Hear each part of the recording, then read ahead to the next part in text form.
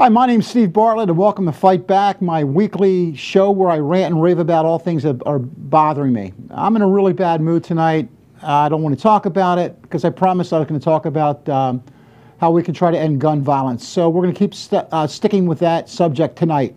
But before I do, I want to talk about how it's campaign season and how all the politicians are now raping the airwaves with their promises and their lies and what they're going to do and whatnot. Currently in Florida, there's a couple people running for governor, and the one guy I want to talk to you about is a guy named Adam Putnam, who's currently the head of the agriculture department here in the state of Florida. He's, I guess, the agricultural commissioner. So he's running for governor for the Republican Party right now, and I just love his campaign commercial that he's got going on right now. So I want you to take a look at it. I'm not endorsing him. I just want you to take a look at his campaign commercial, and then we'll talk about it right after it's done. So if you can roll the tape, let's watch this campaign commercial. Check it out.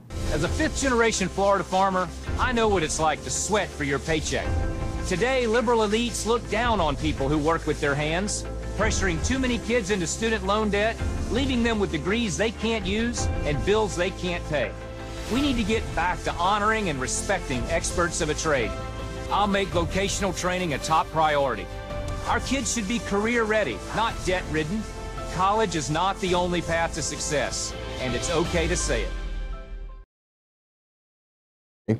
Now this guy claims that he's this hard-working person. His other campaign commercial, I wish I had it, shows him actually out there saying how he knows what it's like to sweat for a paycheck. And here's the honest truth. He has no clue what it's like to sweat for a paycheck.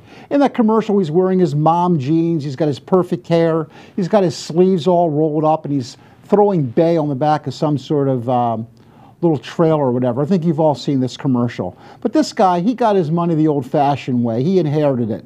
And even though he's saying that he doesn't want to be like the liberal elites and send his kids to college, he actually is one of the elites, you know, with his fifth-generation family farm where he's worth more than $9 million.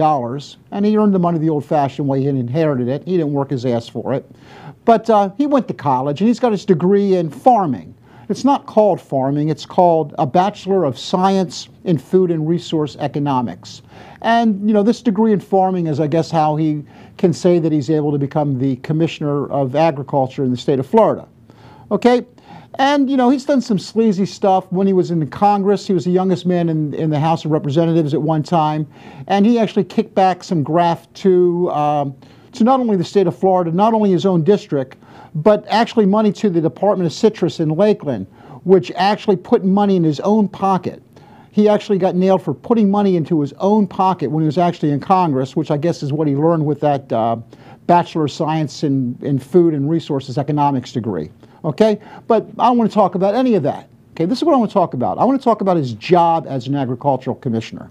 Now, one of his major, most important roles in this job is something that most people don't consider to be involved with agriculture. His job as being in charge of this agency in the state of Florida is he's in charge of issuing concealed firearm permits to the Florida population. When people apply for their carry a concealed weapons permit, his job, okay, what he gets paid $150 grand a year to do, is to do the background check and make sure that the people who are getting the permits are legally allowed to get the permits. That's his job. Well, you know what happened? It came out that between February 2016 and May 2017, no checks were done before permits were being issued. It wasn't being done. For over a year, nothing was being done by his agency that he was in charge of. Okay? 100,000 people in the state of Florida received their carrying a concealed firearm permits without the background check being completed. What happened was there was a problem with the computers, and a worker supposedly didn't do his job. Now, he found out about it, didn't disclose it to the public, no transparency, and it didn't go public until the Inspector General's report came out, which said that 300 people in the state of Florida got permits who should not have gotten them. Okay, these are people who were either convicted felons or had some other reason, maybe they were mentally ill, that they should not have been able to have a concealed weapons permit in the state of Florida, but because of his office's incompetency, they got him anyway. Now, when he got caught doing this, he blamed it on one of his low-level employees, saying it was their fault, that he had no idea what was going on. Well, for 150 grand a year, he should know what's going on. Is this what he means by he says he knows what it's like to sweat for a paycheck? That he passes the buck to one of his lower-level minions and says that these lower-level minions are the people who should be responsible for his office's screw-ups? This is one of the major parts of the job, and he lets some incompetent hack without any supervision decide who gets permits and who doesn't, and he doesn't even know about it? Okay? That's completely wrong. So I want you to judge him based upon his record. He claims he knows what it's like to work hard for a living. No, he doesn't. I want him to do the job that my money is paying him to do. I don't care about the $9 million he makes from his citrus farm. I care about the taxpayer money that goes in his pockets to do his job. You're not doing your job, Mr. Putnam. You shouldn't get promoted because of that. When you fail at the job that you've been given, you don't get even a higher paying job, which has got more responsibilities. You don't do that. Okay? You have to do the job you are paid to do and do it correctly. If you do a good job, then you get a promotion. But you don't screw it up, pass the buck, blame your employee, and then demand to get a higher, more prestigious job. You don't deserve it, sir. You don't deserve it. But you know what? He claimed it was an accident. But was it really an accident? Here's why. Earlier this year, somebody accused him of being an NRA sellout. Okay? And you know what? When we come back, I want to explain to you why I think he did it on purpose. Okay?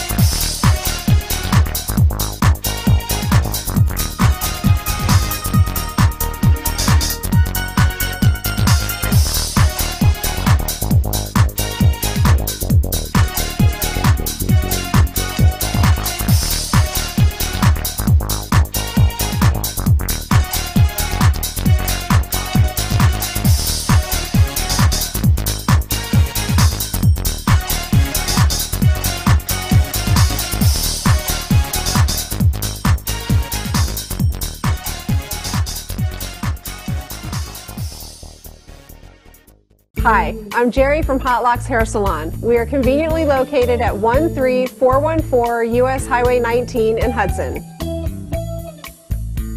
I've been a local hairstylist in our community for the last 34 years, 7 of which I was an educator. Our passion is the artistry of hair, and Hot Locks is here to help you achieve your perfect image. You can call us at 727-514-9978. So Putnam claims that this was done accidentally. Okay, but what he did earlier this year is he tweeted. He did a Twitter. He put on the internet the question about how he was accused of being an NRA sellout. And what he tweeted was that he was a proud NRA sellout. That is his words, that he's a proud NRA sellout. Okay? Now, the NRA is always talking about how we have to not create new laws about guns, but just enforce the laws that we currently have. Due to either his gross incompetency, which is what he wants us to believe, that's why people were getting firearms and were given permits even though they should not have gotten them because the background checks were not done. He claims it was an accident. So at best, if we take him at his words, he's just an incompetent buffoon. Okay? But maybe he was just an NRA sellout. Maybe he did it on purpose. Maybe it was deliberate. Maybe he's just trying to sabotage the laws and do the NRA's bidding. He takes their money, so maybe he is an NRA sellout and this wasn't done accidentally. But you know what? Conservatives are sometimes right. I'm going to say that again. Conservatives are sometimes right. I cannot pretend that gun laws will be what causes the end of all gun violence. Okay? That is just one small part of it. Conservatives are right. There are other major elements that help contribute to gun violence. that can't be stopped or ended by gun laws. There are larger issues that need to be addressed, and I wanted to talk about some of those issues today. Okay? Mental health. We need to, a lot of people, especially those who are killed in mass shootings, the shooters are those who suffer from health problems, mental health problems. And gun laws or bans on assault weapons alone are not going to solve the problems. We have much bigger issues that have to be resolved. You know, however, okay, the same people who say it's a mental health problem and it's not a gun problem, they're being hypocritical, because you never hear the conservatives ever offer any solutions to how we can fix the mental health problems. Instead, it's the same old all the time. They claim it's not a gun issue, they say it's a mental health issue, but they don't do anything to stop the mental health issue. And that needs to change. Okay, if we really want to end gun violence, we have to try to address the mental health issue. And the way we do this is not by what conservatives claim hypocritically, like, oh, we got to lock everybody up who's bipolar or lock everybody up who's schizophrenic, which is really scary. They're against having people's civil liberties be denied by taking away their guns, but we have no problem locking them into an institution and incarcerating them for the rest of their life. No, what we need is mental health treatment. And in order to do that, the approach to do that is through the liberal approach that hasn't been done. The problem with mental health is that, not that Americans are crazier than the rest of the world, which is what you would have to conclude since we have so many deaths by firearms and so many mass shootings. Why are Americans more crazy than the rest of the world and suffer from more mental health issues? Because we don't have proper health care. It is a health care problem. The health care in America is not what it's supposed to be. Obamacare was a good start in the right direction, but we need universal health care, okay? People who are mentally ill don't often have the ability to have the best doctors. They can't afford it if they don't have proper health insurance. When we have governors like in the state of Florida who deny people Medicaid, how can they go to the doctors and get the help that they actually need? Have you ever seen how much it costs for medication for people who suffer from mental health? You see that commercial for Latuda where people are skipping along the beach and they're smiling because they take this magic drug and they feel better now. Do you know how much Latuda costs?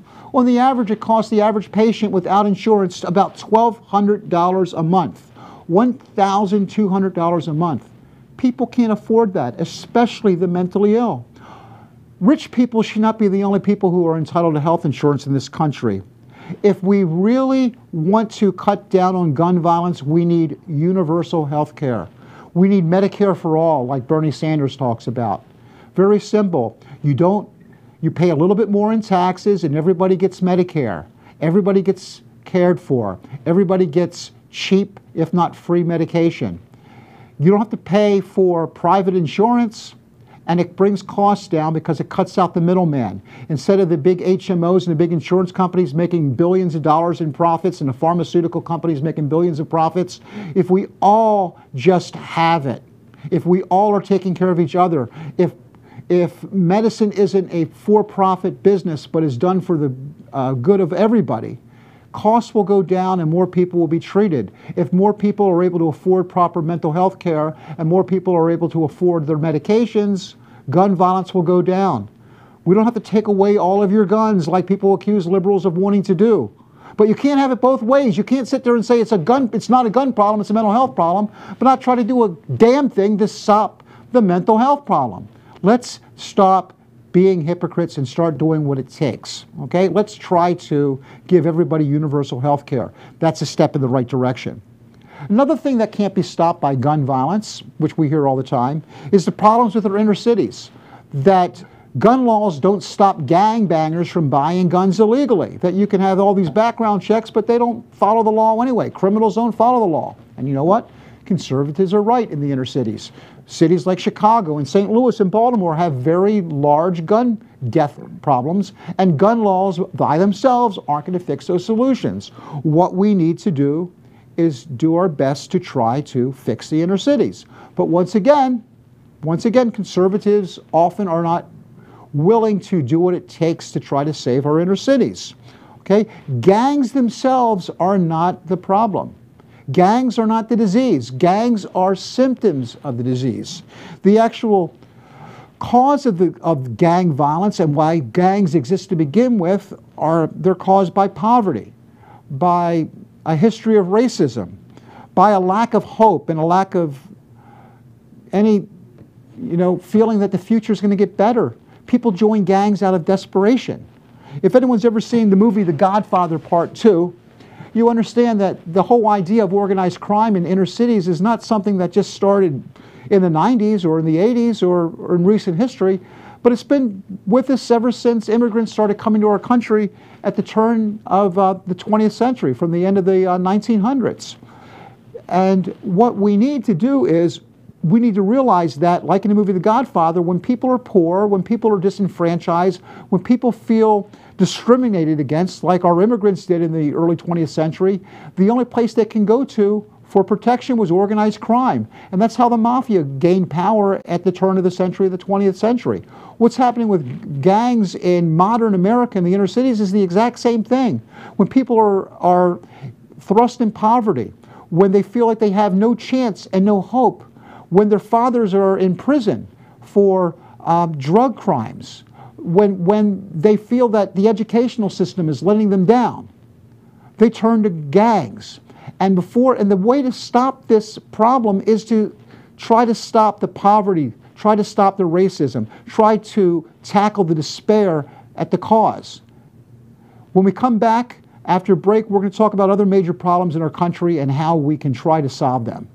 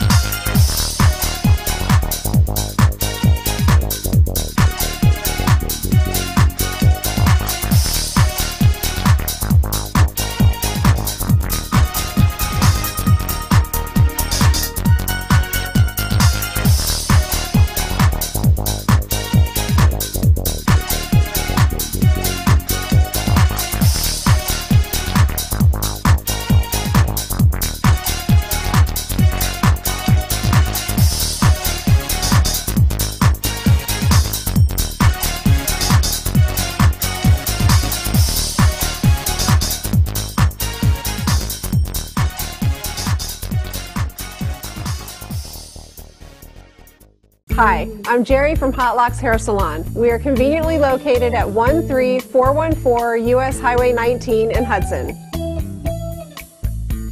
I've been a local hairstylist in our community for the last 34 years, 7 of which I was an educator. Our passion is the artistry of hair, and Hot Locks is here to help you achieve your perfect image. You can call us at 727-514-9978. You want to help end gun violence? You know what we need to do? We need to end this stupid war that we have on drugs. Okay? Now, the whole problem with our drug culture is also mixed up with mental health as well. You can't really treat one or fix one without the other. But this war on drugs is what empowers and gives financial incentives for the gangs. You stop the profit by making it, you decriminalize drugs, or you make some drugs legal, and we stop treating it as a criminal problem, but as a health problem, and start trying to help the actual addicts, okay? When there's a drug addict, they're gonna go do anything. When they're high or they need a fix, they're gonna go kill, they're gonna steal, they're gonna do something stupid in order to get money so they can get their drugs. We would save much more money as a society if we push our money not into prison, but in drug treatment, if getting these people counseling, if getting these people therapy. Okay, that's what we do. It's not a war on drugs, it's a war on people. These people are sick, okay? We need to try to decrease gun violence by ending the war on drugs. Now, these things I'm talking about tonight, these are big issues. I'm just touching on them today.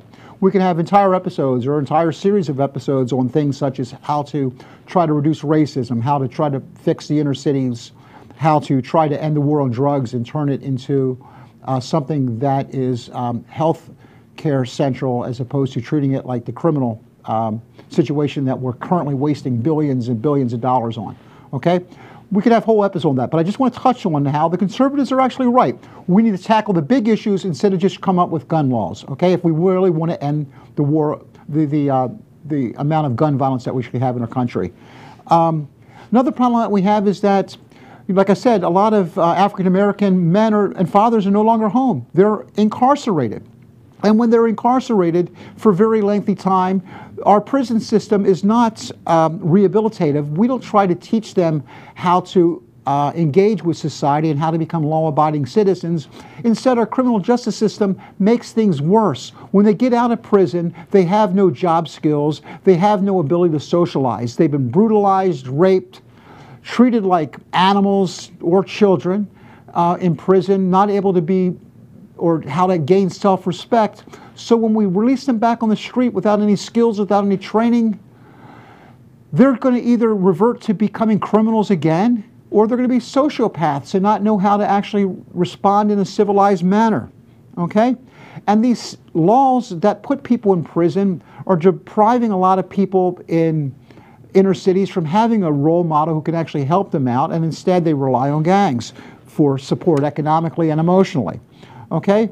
We need to reform our sentencing laws right now, which takes discretion away from judges who understand what's going on, or prosecutors who understand what's going on, or defense attorneys who understand what's going on, and puts the matter of sentencing in the hands of politicians who just say, let's make it mandatory lengthy prison sentences, even though they really don't understand the situation. People are being sentenced because of some guideline that some stupid politician wrote who has no idea about the criminal justice system, instead of actually allowing judges to do their job and impose justice or based upon the facts of the actual case and the circumstances of the actual individual.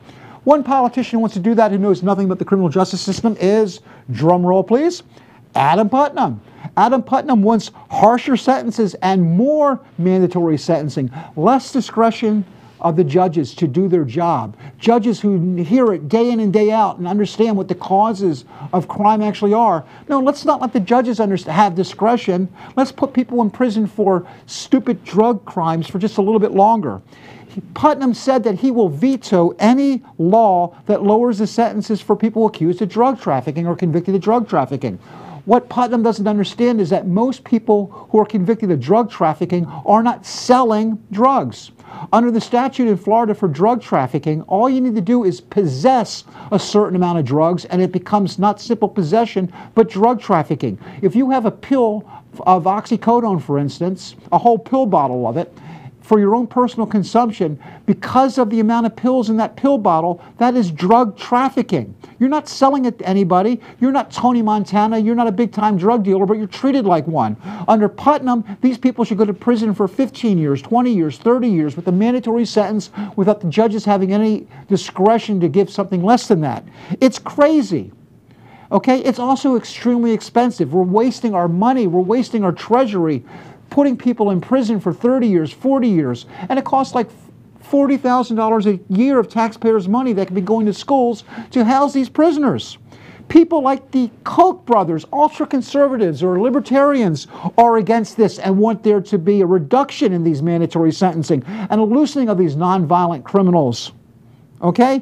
When people are released from prison, you know what they do? A social worker comes and visits the prisoners and they teach them how to apply for Medicaid when they get out, how to apply for food stamps when they get out. They are not only dependent on society and taxpayers to support them while they're in prison, but when they get out of prison, we have to keep supporting them. This has to stop. I'm appealing to you conservatives, not just the liberals like myself, but the conservatives. It makes sense from a dollar.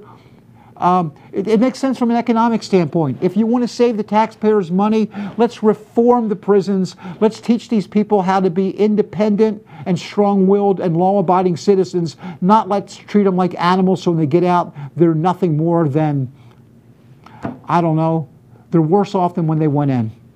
We can't be like that.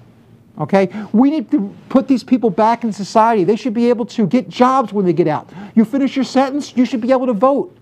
You should be able to get a job. We've got to end that stigma which requires people from having to check the box and admit that they're a convicted felon. Who's going to hire them? Nobody. So unless they want to flip burgers or work out in the hot sun on a roof making minimum wage and sweating their ass off, what are they going to do? They're going to commit crimes. People are going to get hurt. You want to end gun violence? We need reform of our sentencing laws. We need to make it so that once you finish your sentence, you can be part of society again. Let's allow more clemency. The clemency law in Florida, which has disenfranchises more people than the rest of the country almost combined, is a joke. And it affects mostly minorities. A lot of African American men, millions of African American men, pay their debt to society and cannot vote. And what Florida does is they have a clemency law to try to reestablish it, and it was declared to be unconstitutional. Just recently, this year, the court struck down the clemency law as unconstitutional. But you know what?